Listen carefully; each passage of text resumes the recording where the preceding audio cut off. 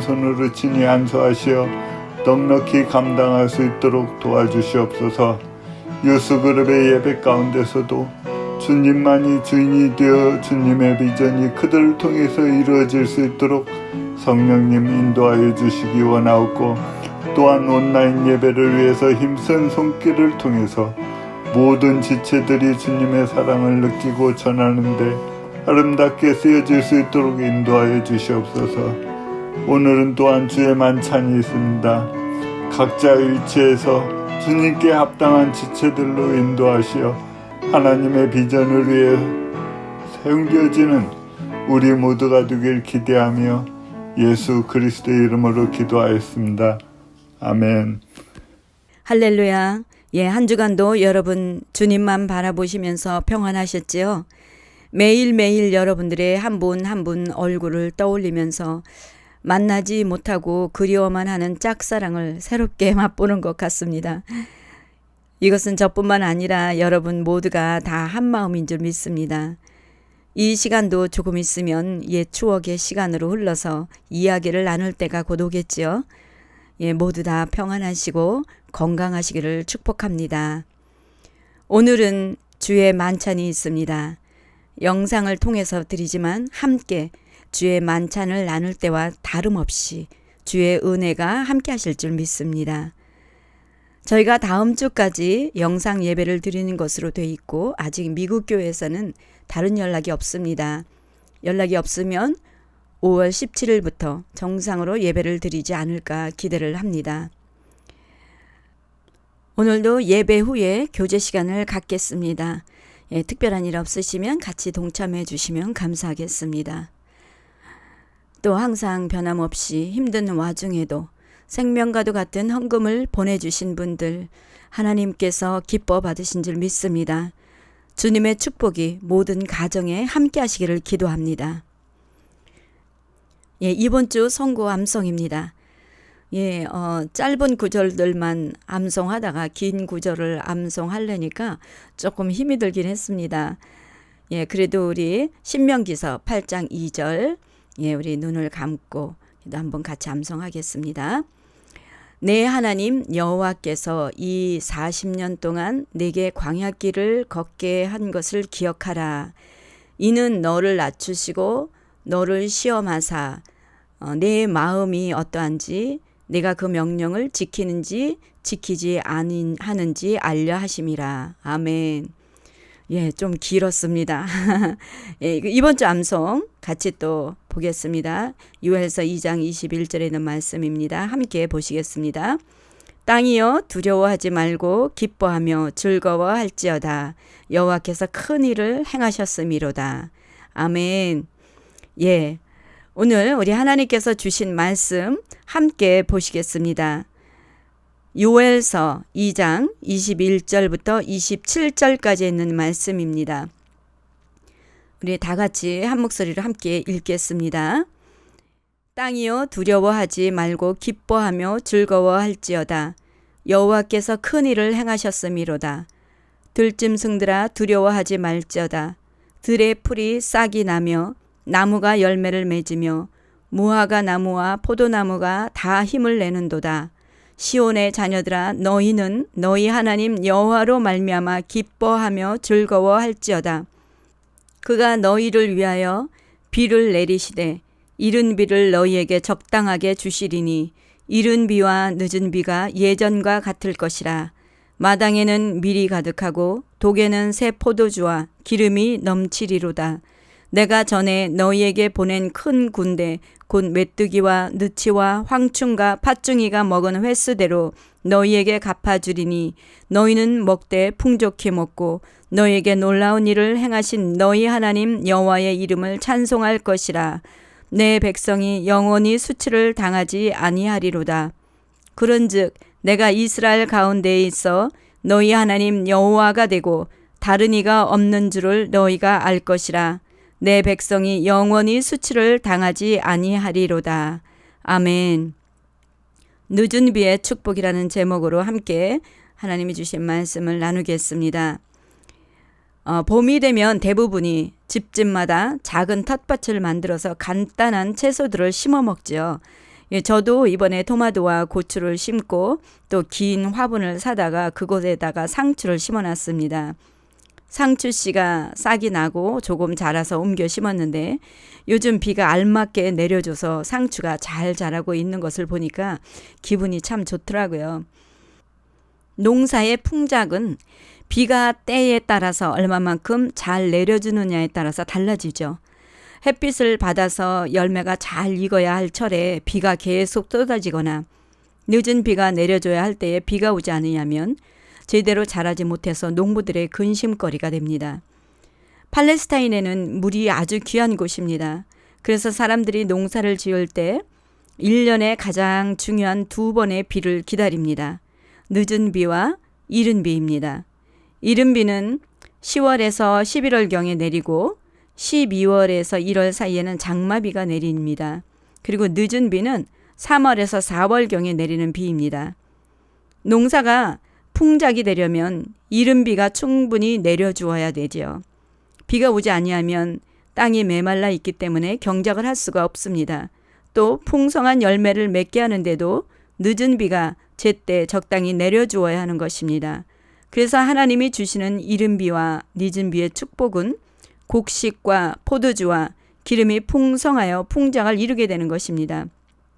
하지만 하나님께 범죄했을 때 깨닫지 못하면 하나님은 기근이나 전쟁, 전염병이나 메뚜기 출현, 우박 등 자연재해를 통해서 말씀하시는 것을 구약 성경을 통해서 보게 됩니다. 요엘 선지자의 이름의 뜻은 여호와는 하나님이시다라는 뜻으로서 다른 선지서와는 다르게 기록 시기에 대해서 정확하게 나와 있지가 않습니다. 다만 추측하기는 남유다 제8대 왕 요아스가 나라를 다스릴 때 활동했던 선지자로 보고 있습니다. 이때는 이스라엘의 남북 분열 왕국의 중반기로서 국제적으로는 강대국 간의 패권 다툼이 별로 없었던 아주 평온한 시기였습니다. 하지만 국내적으로는 엄청난 개혁의 바람이 불고 지나갔던 때였습니다. 그 역사를 잠깐 보시면 남유다 5대 왕인 여호람이 왕위에 오르자 그의 착한 형제들을 다 죽이고 북이스라엘 왕인 아합과 악하기로 유명한 이세벨 사이에서 난 딸 아달랴와 결혼을 합니다. 그리고 여호람은 아달랴의 영향으로 여러 산에 산당을 세워서 예루살렘 백성에게 음행을 하게 하고 유다 백성들을 미혹하게 함으로 하나님께 범죄를 합니다. 지난주 금요일 큐티 내용을 보면 신명기에서 모세가 이스라엘 백성에게 가나안 땅에 들어가게 되면 그들이 섬기는 우상이 있는 곳은 높은 곳이든지 작은 산이든지 푸른 나무 아래든지 막론하고 그 모든 곳을 다 파멸하라라고 하였던 것 기억하실 것입니다. 그리고 오직 하나님께만 예배하라고 하였습니다. 그런데 여호람은 지금 그 말씀을 무시하고 여러 산에다가 아달랴가 가지고 온 우상들을 섬기도록 산당을 세워놓은 것입니다. 이렇게 하나님 보시기에 악을 행한 여호람은 엘리야 선지자를 통해서 우리 역대하 21장 보시면 오직 이스라엘 왕들의 길로 행하여 유다와 예루살렘 주민들이 음행하게 하기를 아합의 집이 음행하듯 하며 또 내 아비 집에서 너보다 착한 아우들을 죽였으니 여호와가 네 백성과 네 자녀들과 내 아내들과 내 모든 재물을 큰 재앙으로 치시리라.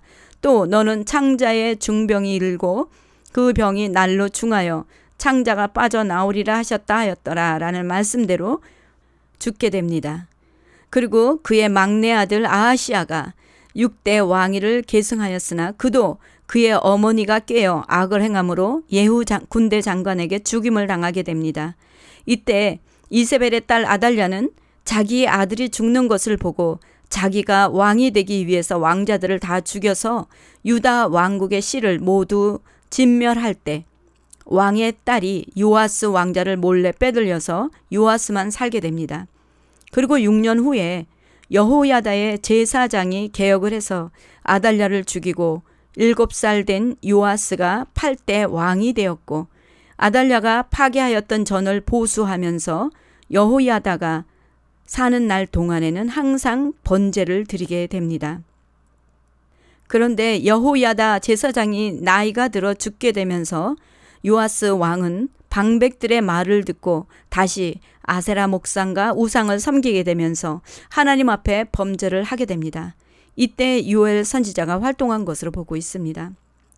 우리 요엘서는 간단하게 정의하면 남유다의 우상 숭배의 죄악으로 인해서 하나님의 심판이 있을 것이다.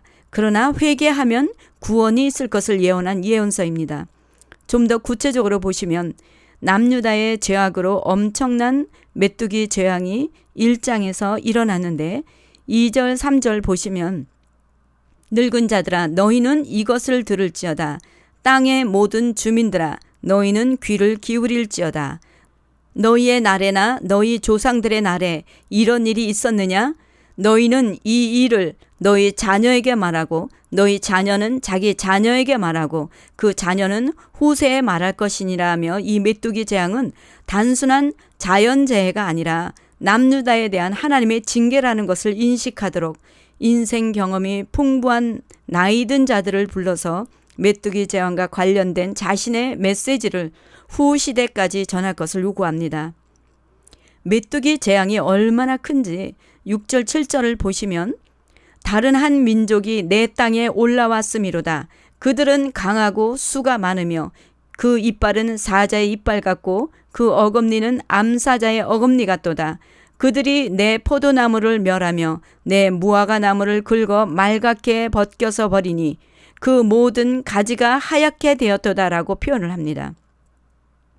실제로 이번에 코로나가 나타나면서 사막 메뚜기가 같이 출연을 하게 되었죠. 그래서 제가 사진을 좀 준비했는데요. 이 사진을 한번 보십시오. 기후변화로 사막 메뚜기 떼가 아프리카를 황폐화시키고 중동 남부를 지나서 인도, 파키스탄까지 거쳐서 중국까지 갈 것으로 지금 보고 있지만 3월 말에 아프리카에서 폭우가 내렸다고 합니다. 이로 인해서 5월에는 사막 메뚜기 수가 더 급격히 늘어날 수 있다고 합니다. 여러분들도 들어서 아시겠지만 사막 메뚜기는 세계에서 가장 오래된 철새 해충인데다가 가장 파괴적이며 이들이 먹어치우는 양도 어마어마하다고 합니다. 보십시오. 크기도 엄청 큽니다. 이들의 작은 무리들이 먹는 양만 하루에 3만 5천 명분의 음식을 먹는다고 하니까 어마어마한 것입니다. 특히 이디오피아에는 약 20만 헥타르와 35만 6천 톤에 달하는 농작물이 피해를 봤다고 합니다. 여기서 20만 헥타르는 원 헥타르가 3,025평입니다. 그래서 이것을 계산해 보니까 6억 5천만 평입니다. 그러니까 엄청난 피해가 있었던 것입니다. 더군다나 코로나로 인해서 국가 간의 인력이나 물자 등이 제한되면서 사막 메뚜기를 방지하는 데도 어려움이 있는데 이들의 침입을 감지해 통제하지 아니하면 파괴적인 때를 형성할 수 있게 머지않아서 식량 안보에도 위협할 수 있다고 합니다. 현재 미국에서는 코로나로 인해서 대형 식당과 학교, 호텔 등이 문을 닫으면서 유제품 납품이 줄어들어서 우유를 폐기 처분하는가 하면 또 야채를 키우는 농장에서는 코로나로 인하여 일할 사람이 부족하고 유통도 어려운 데다가 마트까지 매출이 줄어들어서 농장에서는 이만저만 피해가 큰 것이 아닙니다.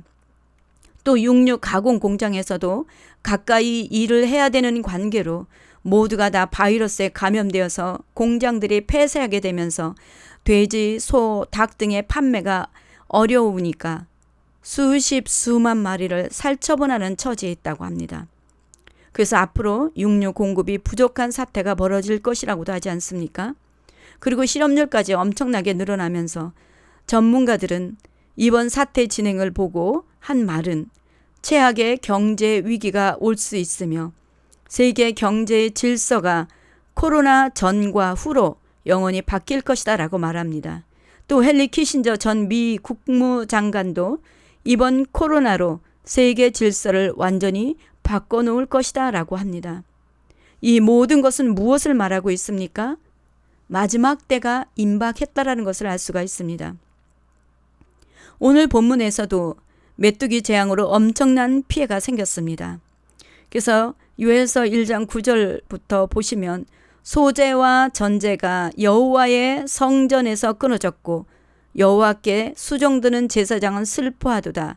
밭이 황무하고 토지가 마르니 곡식이 떨어지며 새 포도주가 말랐고 기름이 다하였도다라고 합니다. 예배가 멈춰진 것을 말합니다. 왜냐하면 소제와 전제는 매일 조석으로 들이대 제사로서 곡식과 포도주가 제물로 사용되어지는데 메뚜기 피해가 크기 때문에 소산이 다 없어진 것입니다.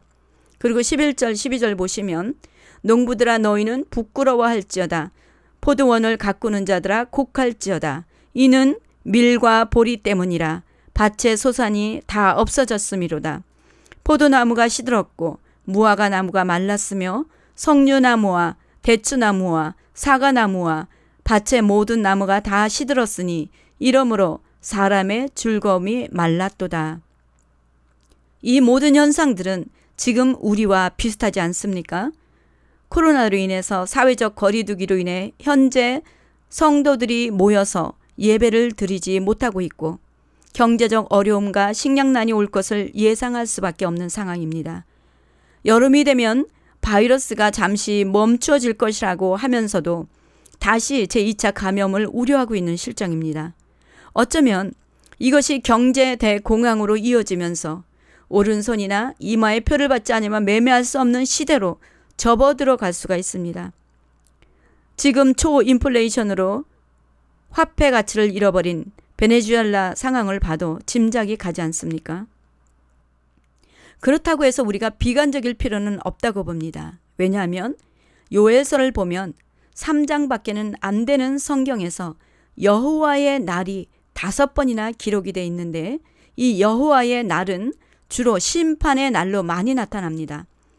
요엘 선지자는 다가올 심판을 예언하면서 그 날, 즉 메뚜기에 엄청난 재앙이 올 여호와의 그 날이 오기 전에 회개하라라고 1장 14장에서 경고합니다. 그래도 회개하지 아니하면 2장에 다시 여호와의 날이 임박하였음을 알리면서 메뚜기 떼가 쳐들어온 것처럼 군대가 쳐들어올 것을 경고하면서 회개하도록 촉구하는데 그들이 회개할 때 하나님께서 늦은 비를 내리시되 이른 비같이 내려주신다고 말씀하십니다.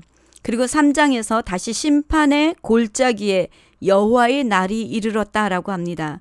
이때 심판은 마지막 종말의 심판이 이르게 되는데 그때 하나님을 믿지 않는 자들은 돌이킬 수 없는 무서운 심판이지만 믿는 성도는 구원의 날이 됩니다.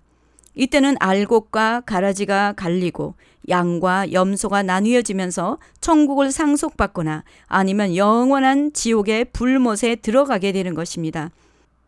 그렇다면 지금 이 시점에서 요엘서를 통해서 주시는 것은 무엇인지 우리는 어떻게 해야 하며 어떤 변화가 일어난가를 말씀을 통해서 상세히 보겠습니다. 먼저 회개하라는 것입니다. 오늘 본문 말씀에 나오는 메뚜기 떼나 아니면 다른 성경을 보더라도 지금 같은 바이러스의 출현은 단순한 자연재해가 아니라 이 땅의 죄악으로 인해서 오는 무서운 심판의 경고 메시지라는 것을 분명히 알아야 합니다. 자연재해를 통해서 경고하시는 것은 회개하고 돌아오라는 것입니다. 그렇다면 누가 회개합니까? 우리 1장 14절을 보시면요. 장로들과 이 땅의 모든 주민들이라고 말합니다. 또 2장 16절 보시면 백성들과 장로들과 어린아이와 젖먹는 자와 신랑 신부도 그 방에서 나오게 하라라고 합니다. 그러니까 모든 사람입니다. 교회와 나라가 회개하라는 것이죠. 어떻게 회개해야 되는지 구체적으로 제시해 줍니다. 그런데 회개를 촉구하는 구절을 보시면 공통점이 있습니다. 우리 함께 읽겠습니다. 요엘서 1장 14절 너희는 금식일을 정하고 성회를 소집하여 장로들과 이 땅의 모든 주민들을 너희 하나님 여호와의 성전으로 모으고 여호와께 부르짖을지어다. 또 요엘서 2장 보시면 여호와의 말씀에 너희는 이제라도 금식하고 울며 애통하고 마음을 다하여 내게로 돌아오라 하셨나니 너희는 옷을 찢지 말고 마음을 찢고 너희 하나님 여호와께로 돌아올지어다. 또 2장 15절 보시면 너희는 시온에서 나팔을 불어 거룩한 금식일을 정하고 성회를 소집하라. 아멘. 예, 공통된 점이 보이시죠? 금식하며 애통하되 마음을 찢으며 부르짖어 기도하라는 것입니다. 여러분, 지금 상황을 위해서 기도하고 계시는 것 압니다. 그러나 금식하며 통에 자복하며 기도하고 있습니까? 저도 나름대로 금식하며 기도한다고 하지만 오늘 주신 말씀을 묵상하면서 형식에 지나지 않았나 하는 생각에 회개하고 다시 또 부여잡고 나아가겠다고 마음을 먹었습니다. 먼저 나를 돌아보고 우리 민족과 이 땅의 죄악을 고백하며 우리 함께 마음과 뜻을 다해 회개하며 기도하기를 원합니다. 두 번째, 하나님의 긍휼입니다. 우리가 마음을 다해 금식하며 통에 자복하며 기도할 때 우리 하나님은 어떤 하나님이십니까? 요엘서 2장 보시면 그는 은혜로우시며 자비로우시며 노하기를 더디하시며 인애가 크시사 뜻을 돌이켜 재앙을 내리지 아니하시나니 주께서 혹시 마음과 뜻을 돌이키시고 그 뒤에 복을 내리사 너희 하나님 여호와께 소제와 전제를 드리게 하지 아니하실는지 누가 알겠느냐. 즉 우리 하나님은 뜻을 돌이키시는 하나님이십니다. 믿으십니까? 아멘. 예, 우리가 회개할 때 하나님은 기뻐하십니다. 우리 한 사람 한 사람이 주께 돌아올 때도 하나님은 기뻐서 잔치를 벌인다고 하지 않습니까? 하물며 우리가 합심하여 회개함으로 하나님이 긍휼히 여기셔서 은혜를 베풀어 주시면 많은 영혼들이 주께 돌아올 것이며 바이러스도 소멸되어질 줄 믿습니다. 아멘. 세 번째로 하나님의 약속입니다. 요엘 선지자는 너희가 회개할 때 하나님께서 이 땅을 사랑하시어 그의 백성들을 불쌍히 여길 것이라고 하시면서 24절부터 보시면요. 재앙으로 잃어버렸던 것들이 다 넘치도록 채워주시고 갚아주실 것이며 26절은 예배가 회복될 것이며 내 백성이 또 영원히 수치를 당하지 아니하실 것이라고 말씀합니다. 또 28, 29절 보시면 모든 남종과 여종에게 하나님의 영, 그 성령을 부어주실 것이다 라고 이렇게 약속을 하십니다. 이 약속은 사도행전 2장에서 이루어졌습니다. 예수님이 십자가에서 죽으심으로 우리의 죄를 도말하시고 부활 승천하시면서 제자들에게 예루살렘을 떠나지 말고 아버지가 약속한 성령이 오시기까지 기다리라라고 하셨죠. 그때 제자들과 120여 명이 남아서 간절히 기도할 때 성령의 불이 혀같이 임하게 되고 모두가 다 성령의 충만함을 입게 됩니다. 그리고 베드로가 복음을 선포했을 때 수많은 사람들이 회개하며 주께로 돌아왔습니다. 그런데 오늘 본문 23절 보시면 시온의 자녀들아 너희는 너희 하나님 여호와로 말미암아 기뻐하며 즐거워할지어다. 그가 너희를 위하여 비를 내리시되 이른 비를 너희에게 적당하게 주시리니 이른 비와 늦은 비가 예전과 같을 것이라. 여기에서 비가 내리되 이른 비와 늦은 비가 예전과 같을 것이다 라고 합니다. 이른 비는 초대교회 역사입니다. 핍박이 있었지만 한꺼번에 몇천 명의 회개의 역사가 일어나고 각종 병든 자가 치료되고 듣지 못하고 보지 못하고 말하지 못하고 걷지 못하는 자들이 회복되고 죽은 자가 살아나는 역사들이 일어났습니다. 이제 마지막 늦은 비가 남았습니다. 늦은 비 성령의 역사도 초대교회처럼 강하게 일어날 것이지만 먼저 종교 통합으로 배도가 있을 것이며 핍박이 일어날 것입니다. 그리고 이를 통해서 오히려 교회가 정화될 것이며 성도들은 내적으로 성령의 강력한 능력으로 강해져서 초대교회에서 일어났던 것처럼 기적과 구원의 역사가 일어날 것이며 이때 알곡과 쭉정이도 구별될 것입니다. 사랑하는 성도 여러분, 17세기부터 20세기 초까지 세계를 휩쓸었던 성령의 대각성 운동, 즉 조지 위필드부터 시작돼서 영국의 웨일즈 부흥, 인도와 아주사 부흥, 평양 대부흥을